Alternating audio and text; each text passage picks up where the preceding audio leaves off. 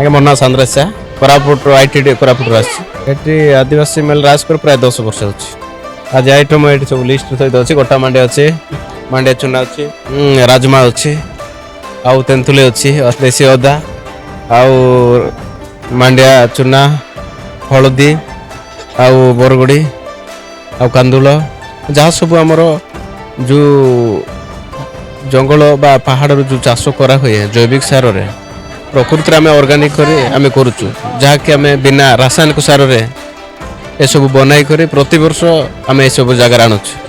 ଏଇଟା ଆମେ ପ୍ରତ୍ୟେକ ଏସ୍ଏଚଜି ମା ମାନେ ଗାଁ ମାନଙ୍କରେ ପ୍ରତ୍ୟେକ ଆଇଟମ୍ ଆମ ଅଞ୍ଚଳର ଆମ ପାଖାପାଖି ସମସ୍ତଙ୍କୁ କଲେକ୍ଟ କରନ୍ତି। ତାପରେ ଆମେ ଭୁବନେଶ୍ୱର ଆମେ ପ୍ରକୃତିରେ ଯାହା ସବୁ ପଚା ଛଡ଼ା ନାହିଁ କ୍ଲିନ୍ କରି ଏସବୁ ଆଣିକରି ଆମେ ଦେଇଥାଉ, ଯେହେତୁ ଖାଇବା ଜିନିଷ। ତେଣୁକରି ଆମର ମାର୍କେଟ ରେଟ୍ରୁ ଏଠୁ ଟିକେ 5-10 ଏକ୍ସଟ୍ରା ଟିକେ ରହେ, ଭଲ ଜିନିଷ ଦେଉଛୁ।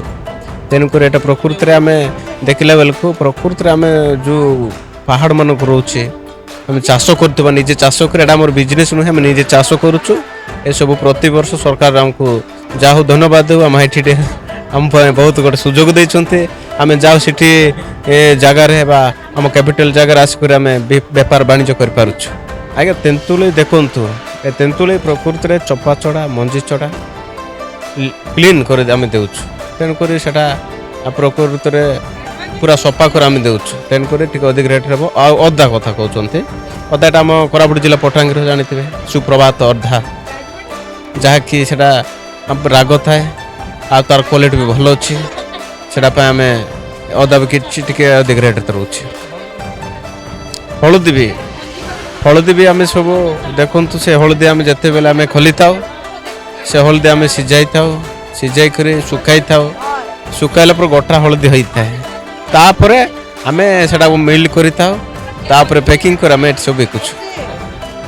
ଏ ବର୍ତ୍ତମାନ ହଳଦୀ ରେଟ୍ କିଲୋକୁ ଆମ କୋରାପୁଟରେ ରଖିଛୁ। ସେଟା ସବୁ ଡିଷ୍ଟ୍ରିକ୍ଟ ଅଲଗା ଅଲଗା କ୍ୱାଲିଟିର ଅଛି। ଆମ କୋରାପୁଟର କିଲୋକୁ ହଳଦୀ 150 ଟଙ୍କା ରଖିଛୁ। ଆଉ ସବୁ ଭିତରେ ସବୁ ଆଇଟମ୍ର ମୁଁ ତ ସେମିତି କିଛି କହିବିନି, ସବୁ ଆଇଟମ୍ ଠିକ୍ ଅଛି। ତାଠୁ କ୍ୱାଲିଟି ହେଉଛି ମାଣ୍ଡିଆ, ଯାହାକି ମାଣ୍ଡିଆ ଆପଣ ଦେଖୁଛନ୍ତି।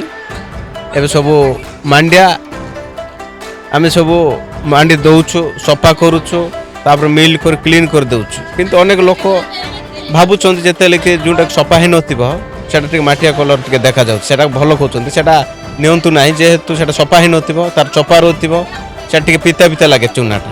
ତେଣୁକରି ଆମେ ଯେତେବେଳେ ମାଣ୍ଡିଆ ଆଣୁଛୁ ସେଇଟା କ୍ଲିନ୍ କରୁଛୁ, ସେଇଟା ପୁରା ହ୍ୱାଇଟ୍ କଲର୍ ଆସୁଛି। ସେଇଟା ହିଁ ପ୍ରକୃତିରେ ଭଲ, ଯେହେତୁ ଏଇଟା ଖାଦ୍ୟ ଜିନିଷ ଠିକ୍ରେ ଦେଲେ ଭଲ।